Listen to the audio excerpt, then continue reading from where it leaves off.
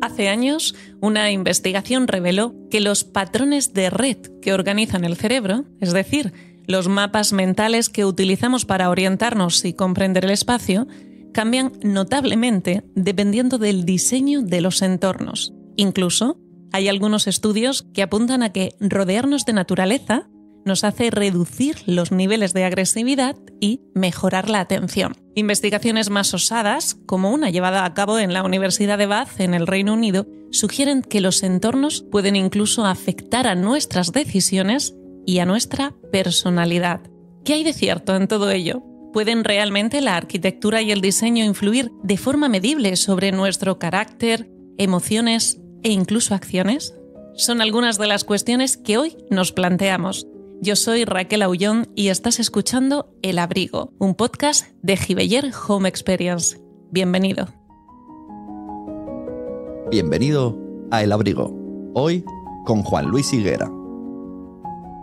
La neuroarquitectura es la disciplina que intenta poner las necesidades físicas y emocionales de las personas en el centro a la hora de diseñar los espacios. Hospitales que contribuyan a la curación, aulas que apoyen el rendimiento académico, entornos de trabajo que incentiven la colaboración y para ello buscan, ante todo, la evidencia científica. Estudios que demuestran el efecto real que determinados parámetros de diseño y arquitectura tienen sobre las personas. El único centro en España dedicado a la investigación de la neuroarquitectura está en la Universidad Politécnica de Valencia. Juan Luis Higuera, arquitecto, profesor de la Universidad de Cádiz, es investigador y jefe de proyecto en este laboratorio.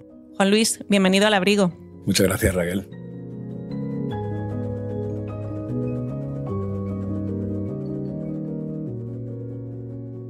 Juan Luis, ¿condiciona el entorno nuestro comportamiento? De momento no te lo voy a decir según la ciencia. Imagínate que no estás en el estudio de grabación en el que estás, sino que estás en un prado. ¿Te sentirías diferente a cómo te sientes ahora? Sin duda. Entonces, perceptualmente, pues estamos de acuerdo en que sí, la ciencia lo avala. Pero hablaremos en más detalle de esto. Eso es. Bueno, iremos entrando ahora poquito a poco porque aquí hay mucho que desentrañar y parte de ese trabajo importantísimo es el que estáis haciendo vosotros en la universidad. ¿En qué consiste? Bueno, en la línea de neuroarquitectura lo que hacemos es pues, encontrar cómo nos afectan distintas variables de diseño, distintos espacios. Ya dependiendo de cada espacio puede tener su propósito, ¿no? Porque, por ejemplo, un aula pues, podría ser un aula universitaria, sería que los estudiantes aprendiesen más, ¿no? Que tuviesen mayor rendimiento cognitivo en atención, en memoria, en creatividad. En un dormitorio podría ser descansar mejor. Bueno, pues lo que hacemos es, dependiendo del objetivo que tiene un espacio, tratar de adaptarlo para que se ajuste mejor a esas necesidades. La peculiaridad es que no lo hacemos solamente con encuestas, sino que incluimos pues, también tareas psicológicas y sobre todo también registros neurofisiológicos que nos dan pistas sobre cómo te sientes, ¿no? Sí, porque algo que me gustaría poner en valor, Juan Luis, es que sois un grupo multidisciplinar. No solamente hay arquitectos y psicólogos trabajando en esto como quizás se pudiera pensar. Sí, así es. Es que es una cuestión muy multidisciplinar. Entonces, si el equipo no lo es, esto es inabordable, ¿no? Porque cómo nos sentimos en el entorno arquitectónico no es solamente una cuestión de arquitectura, es una cuestión de psicología, una cuestión de filosofía, una cuestión de fenomenología, de tratamiento de datos, una vez que empezamos con registros neurofisiológicos, así que también pues médicos, neurocientíficos, ingenieros en telecomunicaciones, etcétera, en machine learning, pues todo tiene cabida, ¿no? ¿Qué tipo de tecnología utilizáis para estas investigaciones? Bueno, utilizamos dos grandes grupos de tecnología. Por un lado, en las tecnologías de simulación ambiental, de realidad virtual, por ejemplo, ¿no? Esto lo que nos permite es ir cambiando el espacio de manera muy rápida, muy bajo coste y además de manera muy precisa. Es decir, imagínate que ahora solamente quisiéramos ver cómo te sientes cuando cambiamos el color de las paredes de tu entorno. Con realidad virtual podemos hacerlo de manera muy fácil, ¿no? Pero imagínate que lo quisiéramos hacer en entorno físico, en un entorno real. Tendríamos que pintar, esperar a que seque, a que ya no huela a pintura y entonces era hacer la prueba. Si quisiéramos probar 200 colores diferentes, esto sería difícilmente viable, ¿no? En términos económicos, en términos ambientales, en términos de tiempo. La realidad virtual nos permite hacer esto, pues como te digo, de manera viable en investigación. Y por otro lado estarían los registros neurofisiológicos. Los registros neurofisiológicos lo que nos permiten es dar un paso más allá sobre cómo se siente el usuario. porque yo ahora mismo te podría preguntar cómo te sientes, Raquel, en el entorno en el que estás. Te podría dar una escala para que ayudase a verbalizar, ¿no? Y bueno, tú me completas una encuesta. Eso sería una investigación de psicología ambiental y con ello se puede conseguir pues grandes resultados y útiles, ¿no? Ocurre que, bueno, hay muchos autores que dicen que el 90% de los procesos cognitivos emocionales ocurren a nivel inconsciente. Bueno, yo no sé si es el 90%, pero creo que todos estamos de acuerdo en que hay un factor inconsciente que con la encuesta no se puede recoger. Los registros neurofisiológicos nos permiten pues añadir información sobre cómo se siente la persona. Además, otro punto fuerte de este tipo de tecnologías es que ocurren se puede registrar de manera continua en el tiempo. Una encuesta se refiere al momento preciso, cómo te sientes ahora, y tú completas la encuesta. Pero los registros neurofisiológicos nos permiten ir capturando cómo te vas sintiendo, bueno, o al menos los registros que tienes neurofisiológicamente a lo largo del tiempo. Imagínate que quisiéramos ver cómo te sientes a lo largo de toda esta charla. Tendría que ir formulando una encuesta, ¿no? Poco a poco. Y a lo mejor llego al absurdo de preguntarte cómo te sientes ahora. ¿Y ahora? ¿Y ahora? ¿Y ahora? Eso ya pervierte, ¿no? La propia experiencia. En cambio, si lo estamos registrando con registro neurofisiológico, eso no hace falta que te preguntes, sino que todo eso es continuo. Claro, con lo que nos estás contando, Juan Luis, estamos viendo que la tecnología juega y está jugando un papel fundamental, tanto por los entornos que hemos visto que se pueden crear de una forma más fácil, como por estos registros fisiológicos sobre cómo se encuentran las personas. Claro, imagino que esta tecnología va variando mucho a lo largo de los años, desde que pudierais haber comenzado las primeras investigaciones hasta ahora, y de cara al futuro, imagino que todavía tenéis esperanza, ¿no? O todavía esperaréis que cambie, mejore mucho más. Sí, así es. De hecho, miré incluso al origen de la neuroarquitectura. Aunque tampoco, la verdad, neuroarquitectura tampoco es un nombre que nunca me haya apasionado, pero bueno, se le llama así. Pero los orígenes de la neuroarquitectura, en contra de lo que a lo mejor alguno piensa, surge simplemente por la oportunidad que ofrecen estas herramientas. Herramientas que hace relativamente poco tiempo, pues no eran asequibles a nivel económico, pero tampoco a nivel de usabilidad, ¿no? Suponían un reto. La realidad virtual pues era una herramienta muy, muy cara. Además, tenías que utilizarla en unas condiciones muy, muy controladas. Producían mareos. Eso con el tiempo ha ido mejorando. Hay momentos en el que ya de repente la realidad virtual pues permite que disciplinas muy diferentes la utilicen y la incorporen a su campo de estudio. Y lo mismo ocurre con los registros neurofisiológicos. Antes eran herramientas muy invasivas. A lo mejor tenías que colocar electrodos en capas relativamente profundas, ¿no? del cerebro. Luego eso cada vez ha ido mejorando. Ahora son muy, muy poco invasivas. Además, siguen teniendo una validez clínica. Bueno, algunas de las herramientas tienen validez clínica, ¿no? Las que utilizamos, pero no requieren el mismo control que antes y a nivel económico pues también son más accesibles, ¿no? Entonces, cuando estos dos grupos de tecnologías empiezan a ser más asequibles para el mundo en general y sobre todo para el mundo académico, pues cuando la neuroarquitectura de repente pues las puede, bueno, la arquitectura o la disciplina de la psicología ambiental la incorpora y es cuando surge la neuroarquitectura realmente. A través de vuestro trabajo se van obteniendo resultados que nos hablan de cómo reaccionamos las personas ante determinados estímulos o cómo nos afectan determinados espacios, texturas, colores. ¿Cuánto puede llegar a influirnos todo esto? ¿Cuánto es complicado de precisar, ¿no? De cuantificar? Porque depende de la variable que la estemos trabajando, pero lo que sí que hay sobrada evidencia es que influye. Influyen muchas veces más de lo que creemos y muchas veces también más de lo que somos conscientes. Y de manera diferente a la que creemos también. Por ejemplo, en aulas universitarias estuvimos trabajando cerca de 4 años y ahí lo que comprobamos fue como los colores del entorno, sobre todo los colores de las paredes, la iluminación y también la geometría del propio aula influye en la atención y la memoria de los estudiantes. Ahí los estudiantes hacían una serie de tareas psicológicas con las que cuantificábamos esos rendimientos cognitivos y también se le hacía una serie de preguntas, ¿no? Sobre qué le parecía el entorno, cómo pensaban que ellos habían rendido en esa prueba, si le ayudaba a rendir mejor o peor. Bueno, pues resulta que encontramos que sí que hay colores, sí que hay iluminación y sí que hay geometrías que potencian la atención y la memoria y otros, por tanto, que contribuyen a lo contrario, o sea, que nos perjudican, reducen. ¿Cuáles son? ¿Cuáles son estas formas geométricas o colores que nos ayudan a estar más atentos? Mira, en cuanto a colores, eran colores fríos y poco saturados. En iluminación, dependiendo de la atención o la memoria, era mejor una cosa u otra. Sí que parece, a ver, déjame recordar, que sí, tanto para atención como memoria, lo que funcionaba mejor son iluminaciones del color de la temperatura del color más bien frías, y la intensidad sí que depende de si estamos tratando de potenciar la atención o la memoria. Nos viene mejor en el caso de la memoria reducir la intensidad y en el caso de la atención aumentarla. Complicado. Es complicado. Lo cierto es que cuando comentamos estos resultados muchas veces hay gente que dice, sobre todo los relacionados con el sector del diseño, ¿no? De la arquitectura, dice, pues yo eso lo intuía de alguna forma. Bueno, puedo estar de acuerdo porque es verdad que cuando te dicen los resultados cobra sentido, ¿no? Te imaginas esa atmósfera y te parece que sí que podría ser. Eso era la intuición, ¿no? Pero ahora sí que sabemos que eso es así y después el caso es que, bueno, todos podríamos haber sido conscientes de que esto era así. Bueno, puede ser, pero lo cierto es que yo he dado clase en varias universidades y en ninguna he encontrado que yo pueda modificar la intensidad de la iluminación del aula. No ya por cuestiones de eficiencia energética, que eso ya sería una cosa obvia, ¿no? Pero por cuestión de si voy a hacer una tarea que lo que me interesa es que los estudiantes potencien la atención o que potencien la memoria o que potencien la creatividad, bueno, pues sería tan fácil como colocar ese tipo de modulación, ¿no? Entonces somos conscientes de que el entorno nos influye, pero después también la verdad es que no siempre tomamos medidas para mejorarlo. Bueno, y antes de que se me olvide, en cuanto a la geometría del aula, me parece que tanto para atención como memoria funcionan mejor aulas pequeñas. ¿Tiene algo que ver con el hecho de que en aulas pequeñas hay un menor número de alumnos? ¿O es simplemente por el espacio? Sí, es buena pregunta, gracias por esta, Raquel. El número de alumnos en este caso, no te puedo decir si viene de ahí o no, porque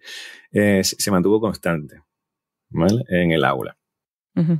De hecho, era un aula vacía en el que solamente estaba la persona, el entrevistado, digamos, ¿no? Entonces, el número de personas, pues no te puedo decir si influye o no, seguramente también, porque es un distractor más que puedes encontrar ahí. No te lo puedo asegurar porque no lo probamos. Parece, pero esto ya más bien sería campo de la filosofía, ¿no? Pero parece que más bien que entornos recogidos son los que contribuyen a esto. Quizás porque hay menos distractores, quizás porque contribuye a una atmósfera más de ensimismamiento, que de alguna forma puede ir relacionado con los resultados que te comentaba de memoria, ¿no? De una luz un poco más tenue. Quizás, pues, va por ahí, ¿no? Pero bueno, es que la ciencia al final suele funcionar mejor para explicar qué es lo que ocurre, pero no el por qué. Entonces no me atrevo a decir por qué funciona mejor esto. Casi nos lo estabas diciendo ahora, ¿no? Y sobra un poco la pregunta, pero creo que es que hay que hacer un poquito de sangre en esto, porque actualmente las aulas y los espacios de formación en general, ¿de acuerdo? Hablamos siempre en general. ¿Diríamos que están correctamente diseñadas para fomentar el aprendizaje? En general yo creo que voy a responder de manera muy política. En general yo creo que queda mucho trabajo por recorrer. Eso es. Parece que queda mucho trabajo por recorrer, ¿no? Porque atendiendo un poco a los resultados de vuestras investigaciones, bueno, yo también te hablo un poco desde mi experiencia docente. Diríamos que quizás las aulas no siempre tienen la mejor disposición o la mejor configuración para fomentar que ese alumno que está en la fila número 20 pueda estar atento, ¿no? A lo que estamos haciendo. Sí, así es. Y después que en las aulas ocurren tareas muy diversas. Todas las tareas no son iguales. No es igual una clase magistral que una clase práctica, Eso es, que un trabajo en grupo. Entonces, si la tarea es diferente, el entorno también debería de cambiar. Es complicado pensar en una transformación integral del aula, ¿no? Que vaya cambiando según la tarea. Porque, bueno, la arquitectura tiene que hacer frente a eso precisamente, ¿no? A que es algo relativamente estático, invariable en el tiempo. Pero sí que hay variables que la podemos ir modificando y hoy existen tecnologías que lo permiten. Entonces, ¿por qué no incorporarlo? Claro, y también a lo mejor pensar que las aulas no pueden modificarse para determinadas tareas, quizás la misma aula, pero los alumnos sí pueden mudarse, sí pueden cambiar de sitio, ¿no? Sí. Seguramente habría muchos factores que podríamos tener en cuenta. Y hay otra cosa que me parece muy interesante que me has dicho sobre que parece ser que en esos espacios pequeños, ¿no? Hay como cierta sensación quizás mayor de confort y la atención se centra un poco más. Y sin embargo, en los últimos años hemos visto una tendencia creciente, sobre todo en los lugares de trabajo, en oficinas y en empresas, hacia los espacios diáfanos, espacios abiertos. No sé si habéis hecho algún trabajo al respecto y qué dicen esas investigaciones. ¿Realmente esos trabajos o espacios abiertos nos ayudan a trabajar mejor, a producir mejor? Bueno, justo en oficinas no hemos hecho trabajo de este tipo. Sé que los hay de otros autores, pero no recuerdo los resultados. De todas formas, ya lo que te voy a comentar es simplemente mi opinión. Muchas veces el diseño de cualquier tipo de espacio a veces va por modas, ¿no? Puede ser que esto de los entornos abiertos sea una moda, porque bueno, es así, ¿no? Hubo un momento en el que esto se hizo más popular y muchos pues lo incorporaron.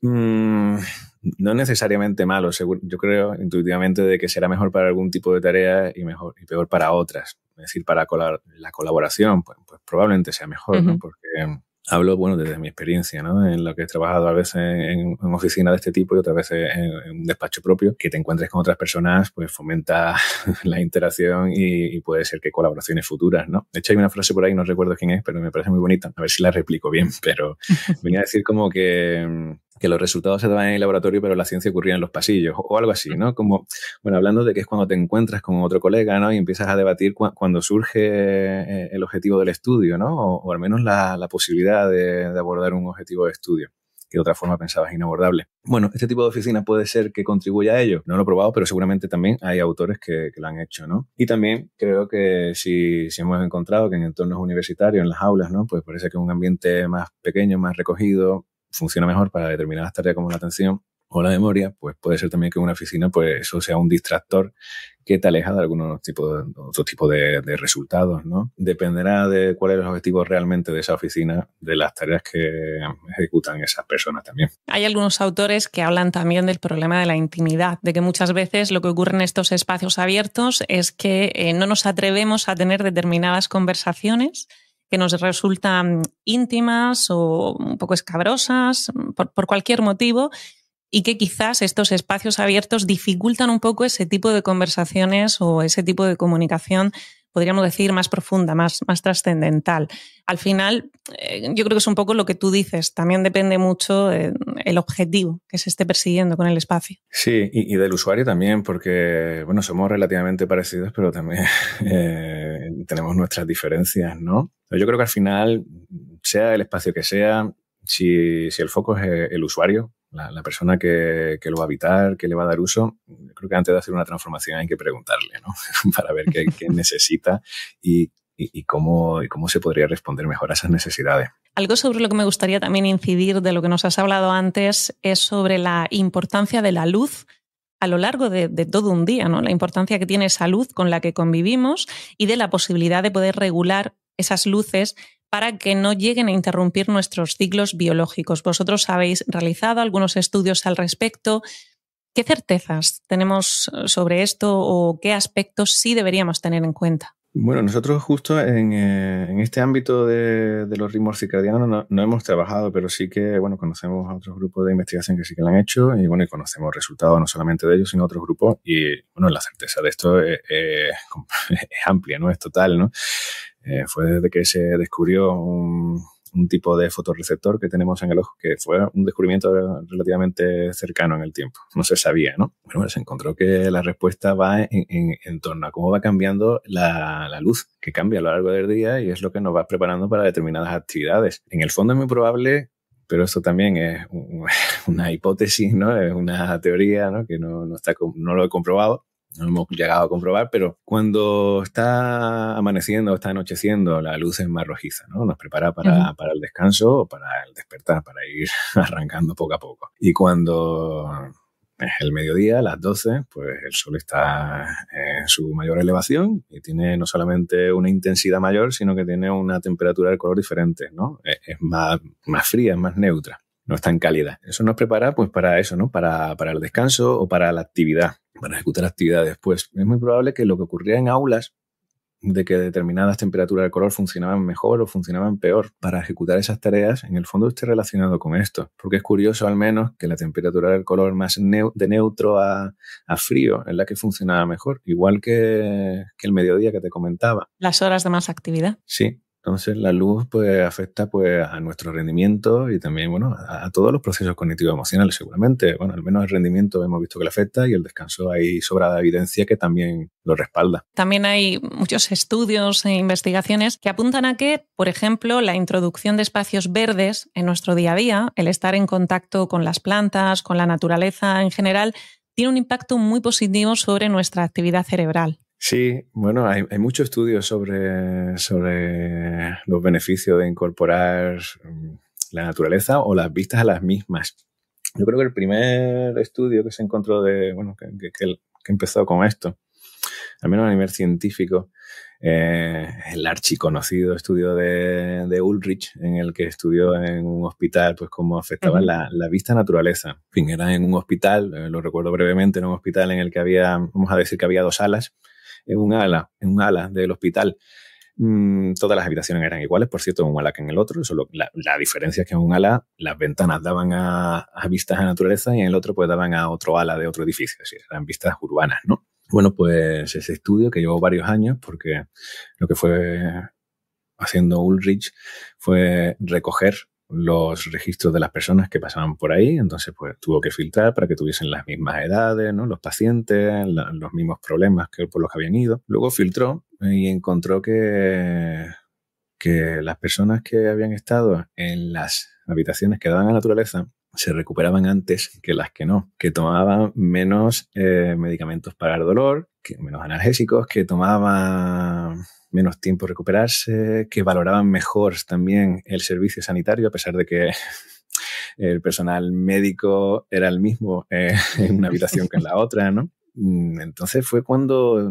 por primera vez, ¿no? Al menos de las primeras veces que se encontró evidencia científica del impacto que podía tener esto, y a nivel emocional, pero también a nivel económico, que es algo que a veces, pues tristemente, importa más, pero cuando un hospital privado le dice, oye, pues si los pones con vista a la naturaleza, pues tus pacientes van a salir antes, van a consumir menos medicamentos y además te van a valorar mejor el servicio médico, ahí todo el mundo lo entiende rápido, porque que le digan, no, se estresan menos, bueno.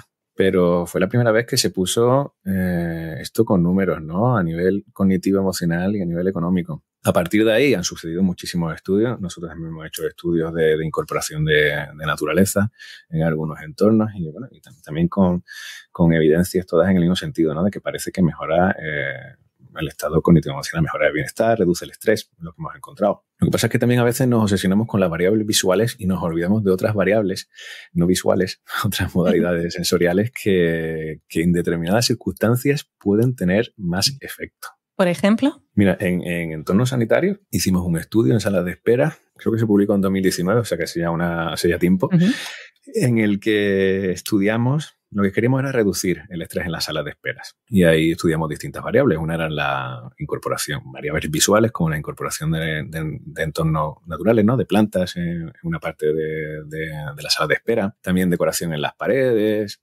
Todo esto estaba basado en lo que las personas opinaban, ¿vale? Lo que pasa es que después hicimos distintos paquetitos. Uno era el paquetito de las mejoras visuales. Otro paquetito era el de incorporar fragancia de lavanda, porque decían los usuarios de salas de esperas que ese olor a hospital, ¿no? Que les estresaba. Bueno, incorporamos fragancia de lavanda porque también hay evidencia científica que dice que es una fragancia que relaja. Y música, un hilo musical de fondo con una pieza de música clásica que también había un estudio que había encontrado que esa pieza en concreto pues relajaba para evitar ese trasiego, ¿no? Ese ruido de sala de espera. Y otro paquete que era combinarlo todo. Bueno, pues ¿qué cree que salió? Aunque la pregunta ya que te decía cómo la lanzaba ya condiciona la respuesta, pero...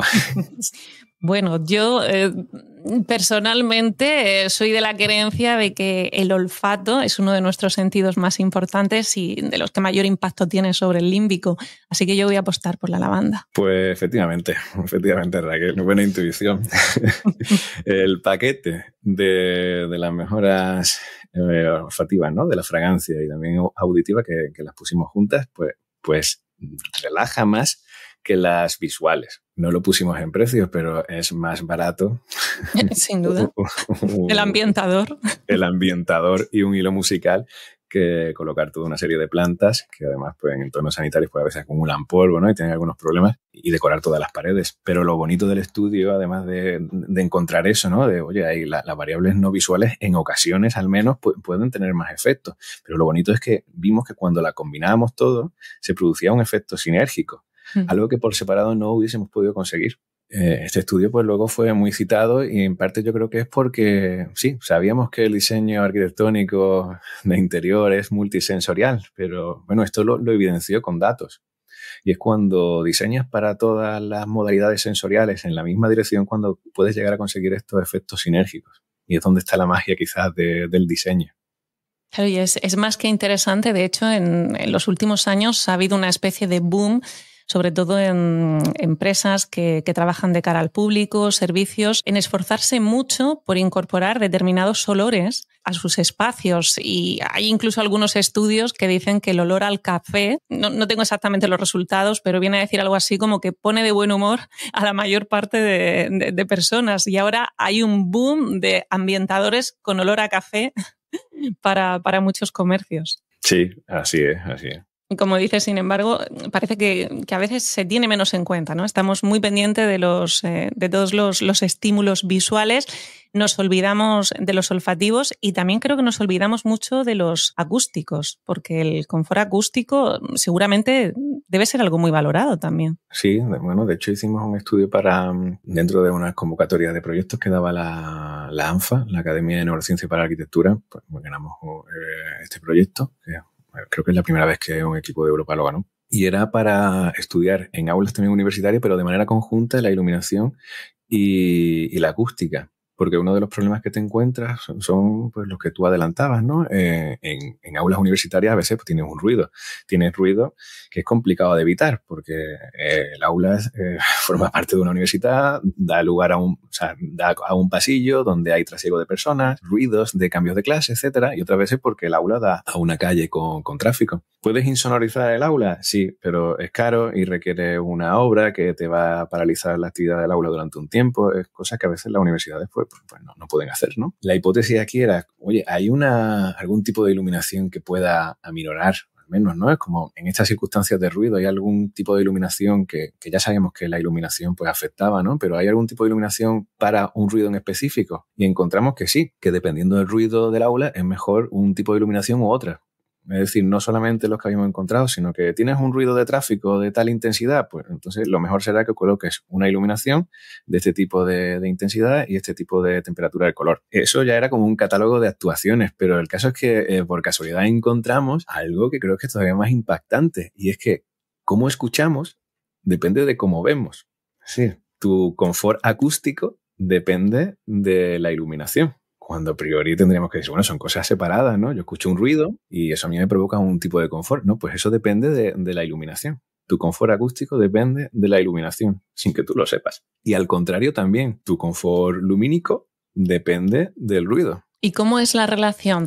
¿Luz más fuerte con más ruido es menos confortable? ¿O tiene que ver por la intensidad o por la temperatura de color de la luz? Era algo complejo, pero sí que había como un patrón así relativamente generalizado, y es que parece que había un tipo de efecto compensatorio. Es decir, que intensidades mayores, ruidos digamos más molestos, ¿no? Por la intensidad o el tipo de ruido, podrían llegar a requerir una iluminación más suave, como una compensación entre modalidades. Oigo, me estás contando esto y se me está viniendo a la mente esta imagen psicodélica de las discotecas con música muy alta y luces de colores muy, muy, muy cálidos, muy claras y muy fuertes, ¿no? Con una intensidad muy fuerte y que podrían a priori generar ese efecto de disconfort, pero que a lo mejor sí está un poco relacionado con esa excitación que se busca, ¿no? En ese momento. Así es. De hecho, también hay estudios, no nuestros, pero sí que conozco estudios en los que se ha encontrado que el consumo de bebida en un local aumenta dependiendo del volumen de la música. Si todas las variables, ya ves, como por ejemplo esta, ¿no? Del consumo de bebida pues dependen del resto de variables. Hay veces que lo hacemos de manera intuitiva, como las que comentaba del olfato, ¿no? De que hay muchas veces que que las empresas, las tiendas incorporan esta fragancia buscando un efecto de este tipo, la música. No somos conscientes de ello y lo intentamos aplicar, pero también creo que a veces se hace de manera equivocada. Es decir, que exista el conocimiento científico sobre que, como en este caso, ¿no? Porque la intensidad de la iluminación afecta al consumo de bebidas o de cómo escuchamos, depende también de cómo vemos. Escuchamos este tipo de datos científicos y nos aventuramos a aplicarlos de manera quizás pues poco pensada, ¿no? O al menos con poco cuidado. Los resultados científicos requieren tener cuidado a la hora de aplicarlos, porque todos los resultados científicos vienen de un estudio en el que ese estudio está de alguna forma marcado por la población que ha participado en ese estudio, es decir, los sujetos, los participantes, y también por el contexto específico. Por ejemplo, lo de aulas universitarias que te comentaba. Los colores fríos y poco saturados que comentábamos al principio, pues funcionan mejor en estudiantes universitarios. La prueba se hizo en Valencia. Esto mismo podría servir para un colegio en infantil. No lo sé. No lo sabemos. No lo sabemos. Lo que sabemos es que la población es diferente. No es lo mismo un estudiante universitario que un estudiante de 3 años. El contexto tampoco es el mismo. No es lo mismo la universidad que, no solamente por los usuarios, que el espacio, ¿no? De un aula de infantil. Y lo mismo es, bueno, pues lo mismo lo podría hacer entonces en el dormitorio de un estudiante universitario para que estudie mejor. Pues mira, no lo sé. Mientras más se alejan las dos poblaciones, bueno, la población y el contexto, los resultados más se pueden separar. Eso, a veces cuando lo digo, siempre hay alguien que dice, entonces no sabemos nada. Bueno, siempre va a haber más cosas que vamos a desconocer que las que vamos a conocer. Eso es parte de nuestro trato como humanos. De ahí hay que partir. Pero mejor conocer algo que no conocer nada y después simplemente esto es lo que yo creo que hay que hacer es cuidadoso, ¿no? Es como eso no significa que estos resultados entonces solamente sirvan en Valencia, sino que lo vas a aplicar en otro ámbito. Bueno, quizás lo primero es hacer un estudio de validación para comprobar si, bueno, una muestra adecuada, pues esto funciona o no funciona. Si los resultados son comparables, puede ser que el resto de resultados también lo sean. Cuidado con las extrapolaciones. Creo que muchas veces también, pues, como te decía, ¿no? Intuitivamente, pues lo intentamos extrapolar muy rápido o sin prestar atención a esos resultados verdaderamente bien, ¿no? A nivel científico. Y es cuando surgen luego problemas. Es probable que muchas veces las fragancias se utilizan a una intensidad mayor de la que deberían, que se podría conseguir el mismo efecto o menor, o mejor efecto con una intensidad menor. Lo mismo con las iluminaciones. Claro, al final, como bien dices, creo que hay que tener muy en cuenta, por un lado, que esta es una ciencia emergente, que aún nos queda mucho por saber. Como dices, siempre va a ser más lo que no sepamos, por más valioso que sea, lo que sí empezamos a saber. Y por otro, que los estudios que se llevan a cabo se refieren a contextos muy concretos y a muestras muy concretas. Y siempre hay que partir de esa base y efectivamente tener sentido común. Y fíjate que aun teniendo todo esto en cuenta, yo quería aprovechar hoy que te tenemos aquí para hacerte una pregunta que es muy genérica, con lo cual no sé si esto va a tener mucha base científica o no. Creo que te voy a pedir un poco que la respondas desde tu experiencia y desde el conocimiento que puedas ir rescatando de todos los estudios que hayáis hecho. Pero ¿sabemos o estamos cerca de saber cuáles son los elementos que más negativamente afectan al estrés? Voy a invertir la pregunta. ¿Estamos cerca de saber cuáles son los elementos que positivamente pueden llegar a reducir el estrés? Bueno, empezamos a saber muchos elementos que pueden llegar a reducirlo. Normalmente no se hacen estudios de comparación de qué mejora más, si una cosa u otra, pero sí que bueno que sabemos, ¿no? Que sabemos, por ejemplo, que todas las modalidades sensoriales pues pueden reducir la activación emocional, que es lo que se le suele llamar como el arousal, ¿no? Esa activación emocional. Pero todas las modalidades sensoriales afectan, no solamente la vista. Dentro de cada una de las modalidades sensoriales hay muchísimas variables. Las que generalmente se han estudiado más pues son la iluminación y también los colores y después la presencia de algunos elementos como son la naturaleza, la vista a la naturaleza, etc. No hay un ranking como tal, pero creo que tampoco, ya hablando no como académico, ¿no? Como científico, sino hablando como arquitecto, creo que tampoco necesito un ranking. Yo creo que no necesito un ranking. Lo que necesito es saber pues muchas pistas para diseñar, ¿no? Porque, bueno, pienso, ¿no? Ya te digo, como arquitecto. ¿Me importa más saber si afecta más el color o la iluminación? Pues creo que no, porque son dos variables que voy a utilizar. Tienes que conjugar ambas. Voy a utilizar el color, voy a utilizar la iluminación, voy a utilizar todo lo que yo pueda, ¿no? Para conseguir mi objetivo de diseño. No es un ranking como tal, bueno, pues creo que tiene su gracia a nivel científico, puede que a nivel de diseño no tanto, puede que los rankings sean más apropiados dentro de una variable en concreta, ¿no? De cuáles son los colores que funcionan mejor. Y eso es lo que me permite ya elegir una serie de colores u otros, pero color siempre voy a tener que utilizar uno. Por cierto, la mayoría de las aulas universitarias se pintan en blanco y luego ha resultado ser uno de los que funcionan peor. Anda. Sí, tiramos por lo fácil, parece que no es el que mejor funciona. ¿Sabemos cuál es el que mejor funciona? Sí, bueno, los colores, los tonos fríos, ¿no? Ya te comentaba. Los tonos fríos, lo bueno es que también hay muchos tonos fríos diferentes. Y esto, claro, cuando respondo los tonos fríos, ¿no? Tonos fríos poco saturados, me dicen, pero hay un montón, ¿cuál es el mejor? Bueno, los estudios que hemos hecho tampoco van encaminados a eso. No van encaminados a decir cuál es el tono mejor de todos.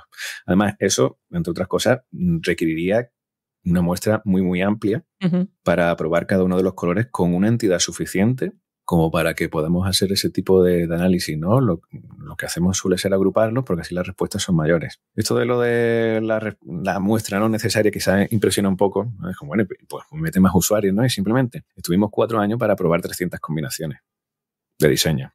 Imagínate que en vez de 300 fuesen 600 porque vamos a probar más colores, ¿no? Y de manera individualizada. Hubiésemos tardado 8 años. Una prueba con un sujeto en este tipo de investigación duraba alrededor de 1 hora y pico. Era una persona que estaba allí ejecutando una serie de tareas en realidad virtual. Son tareas, la investigación en neuroarquitectura a nivel experimental es muy costosa en tiempo. Entonces, suele funcionar mejor eso de agrupar colores, agrupar variables para ver cómo funcionan de manera orquestada. Y que también, hablando ya como arquitecto, no como académico, pues creo que también es más útil. Porque imagínate que llegásemos a la conclusión de que hay un tono en concreto que funciona un poquito mejor que el resto. A lo mejor la diferencia no es que funcione mucho mejor, sino que bueno, hay una diferencia significativa, aunque sea menor. Esto, pues según quien lo entienda, podría llegar a pensar que esto coarta, que limita la creatividad. ¿No? Porque claro, si hay un color que funciona un poquito mejor, pues tendré que utilizar eso. Claro, de hecho es una de las principales críticas, ¿no?, que está recibiendo la neuroarquitectura, que hay algunos profesionales que dicen, bueno, pero esto viene a coartarme a mí la libertad, cuando no tiene por qué. No tiene por qué, pero es que también mucho de lo malentendido que está recibiendo la neuroarquitectura viene por un malentendido de base, ¿vale? De qué es la neuroarquitectura y de leer los resultados científicos, porque he llegado a escuchar por ahí malentendidos como que la neuroarquitectura se basa en la intuición, como que se puede hacer neuroarquitectura solamente con un cuestionario. Entonces, claro, y esto, aunque pueda parecer una locura ahora, ¿no? Está más extendido de lo que parece. ¿Vale? Entonces creo que mucho de lo malentendido viene de ahí. Y luego, porque también es lógico, ¿no? Porque normalmente el que se dedica al diseño arquitectónico, al diseño de interior, al diseño en general, ¿no? Pues no se dedica tampoco, simultáneamente no se dedica a la ciencia, entonces no suele entender bien este tipo de resultados y a veces caemos en malinterpretaciones. Claro. Eso ha sido un error nuestro desde el mundo de la ciencia, de no darle a esto una respuesta más fácil de entender. Hablamos idiomas diferentes. Pero cuando digo que funciona mejor los colores fríos, ahí tienes un montón, tienes una miríada de tonos fríos, poco saturados. Así que lo único que sabemos es que esto funciona mejor que los cálidos para este contexto en concreto, para esta actividad cognitiva en concreto. Bueno, ahí puedes utilizar todos los que tú quieras. Y esos son los que funcionan mejor. Eso no limita la creatividad. Yo lo siento como una pista de diseño que me ayuda a diseñar, porque tú seguro que escribes, ¿verdad? El momento de empezar a escribir un relato, un texto, el que sea, es durísimo porque te enfrentas al papel en blanco. Esto mismo ocurre en cualquier actividad creativa. En el diseño de arquitectura hay momentos en el que a priori lo pasas mal cuando estás empezando porque no tienes nada, tienes un papel en blanco y ahí tienes que empezar a diseñar. ¿Por dónde? Que te den pistas de este tipo. De alguna forma yo creo que alivia el dolor que siente el creativo. Y es como, bueno, ya al menos sé que hay una serie de colores que funcionan mejor. Tengo el respaldo. Tienes una ayuda para empezar. Es una herramienta que nos ayuda, pero que claro, como todas las herramientas, hay que saber entenderla bien y sobre todo saber utilizarla bien. Yo imagino que también os pasará con la neuroarquitectura, como pasa en tantas otras cosas, que quizás haya mucho marketing fácil, como digo yo, marketing facilongo que surge alrededor, en el que a veces se intentan simplificar las cosas de una manera que al final termina perjudicando más que ayudando, porque entonces es cuando empiezan a popularizarse, pues no lo sé, determinadas frases, tal color te hace no sé qué, tal ambiente te hace no sé qué, y ya son cosas que casi se crean dogmas, ¿no? En este sentido, Juan Luis, ¿os estáis encontrando con que hay intrusismo también en la neuroarquitectura?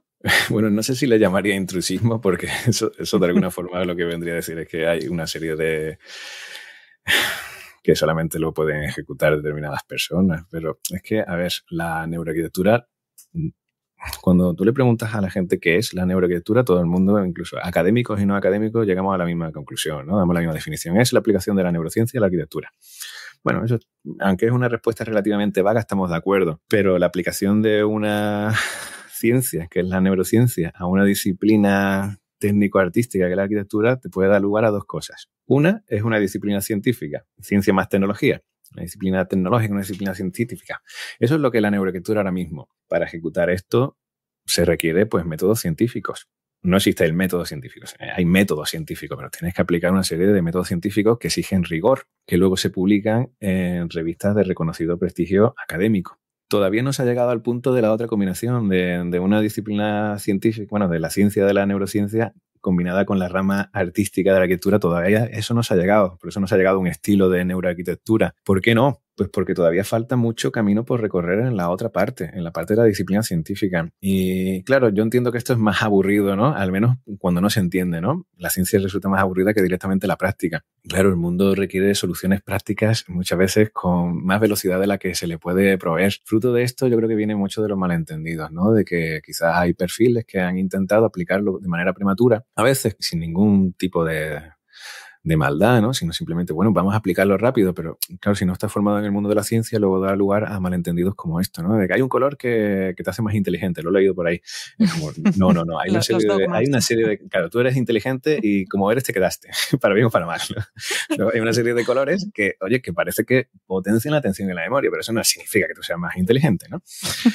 Entonces, hay malentendidos de ese tipo, muchas veces, como te digo, sin mala intención, y otras veces que quizás por motivos de marketing para captar clientes se han empezado a decir pues una serie de cuestiones que han contribuido negativamente a la visión que yo creo que tiene la población en general de la neuroarquitectura, ¿no? Y esto es una cosa que, bueno, a nivel personal me molesta, pero o sea, me molesta en el sentido de que, claro, de alguna forma desprestigia tu trabajo, ¿no? Porque una vez que dicen que la neuroarquitectura es, pues eso, ¿no? Queda tan limitado, ¿no? A una cosa como la intuición.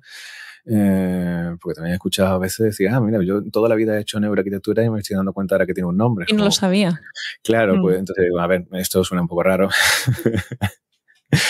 Pero creo que me molesta más a nivel del usuario, porque de verdad creo que los resultados que se pueden alcanzar haciendo de manera adecuada, ¿no? Estos procedimientos científicos de la neuroarquitectura, también con psicología ambiental y todo ello, ¿no? Pero bueno, creo que estamos en un momento especialmente bonito, en el sentido de que de verdad podemos empezar a proveer a la sociedad una serie de pautas de diseño muy abiertas, o sea, que no van a eliminar la creatividad, pero una serie de pautas de diseño que nos ayuden a diseñar un espacio mejor para todos. Pero para que sea de verdad mejor para todos, esto se tiene que hacer con rigor y no con malentendidos, de forma que muchas veces estos malentendidos, que creo que lo que están consiguiendo es justo lo contrario, que se aplican mal los conocimientos científicos, que a veces lo que se aplica no es un conocimiento científico, sino que es solamente la intuición de alguien. Entonces eso me preocupa más, ya no a nivel personal, sino porque de verdad pues corrompe, ¿no?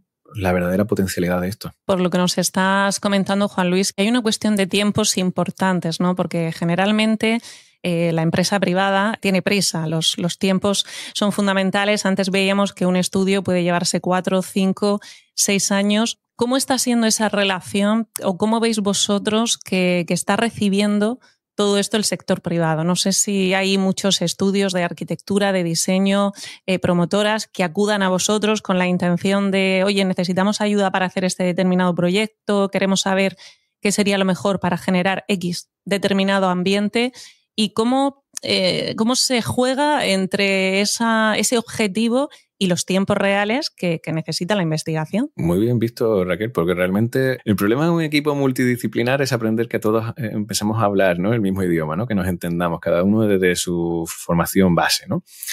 Con la empresa y la academia ocurre pues algo parecido, y es que tenemos que empezar a hablar el mismo idioma, y el tiempo aquí es algo que afecta mucho. porque, bueno, hablamos un idioma parecido, pero requerimos tiempos diferentes. Los tiempos para hacer un estudio científico de este tipo, ¿no? Completo, pues son incompatibles con el mundo de la ejecución, porque imagínate que dijésemos, oye, vamos a hacer una vivienda o una promoción de viviendas con diseño basado en la evidencia científica y que también vamos a incorporar estudios de neuroarquitectura. ¿Cómo se puede hacer? Sí, podemos plantear una serie de experiencias para mejorar el diseño, ¿no? Ojo, no para diseñar completamente esa vivienda a nivel de arquitectura, o sea, con neuroarquitectura, ¿no? Con procedimientos neurocientíficos, porque eso llevaría ya un tiempo completamente inviable. A pesar de todo eso, esto quizás sorprende, porque si buscas en internet neuroarquitectura de vivienda, seguro que hay un montón de páginas web que dicen que han diseñado con neuroarquitectura. Esto es raro porque, a ver, si nos hemos tirado 4 años para ver un grupo de colores que funciona mejor que otro, un grupo de iluminaciones que funciona mejor que otro, imagínate para diseñar toda una vivienda. Eso no se puede hacer, ¿no? Lo que sí que se puede hacer es estudios pues más acotados. Y eso es a veces lo que desde el mundo de la empresa pues quizás no cautiva tanto, ¿no? Porque claro, que se quieren probar muchas cosas, ¿no? Muchas variables diferentes, muchas combinaciones diferentes, pues claro, cada una de esas variables requiere un tiempo. Y que eso es algo que del mundo de la ciencia pues también nos atrae mucho, ¿no? Probar más, porque claro, llegaremos a más resultados, más conclusiones, pero yo creo que uno de los retos es acotar este tipo de soluciones que se van a comprobar. No se pueden probar todas las soluciones, pero creo que ya empieza a haber mucha investigación generada, publicada en medios de reconocido prestigio, que creo que podemos empezar a aplicar, y luego quizás son soluciones ya más que hayan aplicado todas ese tipo de conocimientos científicos, los que ya probemos entre una serie de combinaciones, ¿no? Podemos probar entradas B y C porque tengamos dudas, pero hacer todo de manera masiva a nivel de neuroarquitectura, eso no es viable, eso no es viable todavía. Juan Luis, una última pregunta. Claramente el fin de la neuroarquitectura es que todos vivamos mejor, que los espacios se adecúen lo más posible a las personas, y entiendo que para que esto se aplique, el trabajo debería idílicamente ser conjunto entre universidad, empresa y también las instituciones públicas que diseñan los espacios públicos y que quizás, no sé, deberían ser los primeros en aprovechar todo este conocimiento. ¿Se está produciendo esta intersección también con las instituciones públicas? Sí, cada vez es mayor este tipo de interés, y no solamente con las empresas, que fue algo que quizás a partir de la pandemia, que fue cuando todos nos dimos cuenta de que, claro, pasábamos mucho tiempo dentro de nuestras casas, ¿no? Y fue cuando todos empezamos a ser muy conscientes de cómo nos afectaba el entorno.